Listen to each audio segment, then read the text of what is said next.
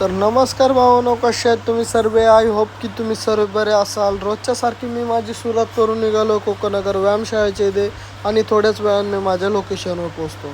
कस्टमरला बसवतो रिक्षामध्ये आणि ड्रॉप करतो ईश्वरनगरला. आपण भेटूया संध्याकाळी. संध्याकाळी मी चाललो आहे गावाला, तर घरी तयार वगैरे होऊन मी आलो आहे भांडूप स्टेशनला. क्रिसमसची लाईटिंग बोर्ड वगैरे लावलं आहे इकडे, तर मस्त वाटतं आहे. लोकल ट्रेन पकडून आम्ही चाललो ठाण्याला. ठाण्याला आल्याच्या नंतर या गाडीच्या नंतर आमची गाडी येणार आहे, ज्याच्यामध्ये बसून आपण कोपरगावला जाणार आहे. तर इकडे ट्रेनमध्ये गर्दी तर खूप जास्त असते आणि 5 ते 6 घंटेच्या सफरच्या नंतर आम्ही कोपरगावला फायनली येतो. बट गाडीने आम्हाला रात्रीच्या 3 वाजता उतरवलं इकडे, म्हणून आपण घरी नाही जाऊ शकत आताच. तर या वेटिंग रूममध्ये आम्ही वेट करतो आहे. थोडीशी सकाळ वगैरे झाल्यावर आपण जाऊया. तर थोडीशी सकाळ झाली, चला बाहेर जाऊया, आपण रिक्षा पकडूया. रिक्षा पकडून आम्ही निघालो आमच्या लोकेशनवर.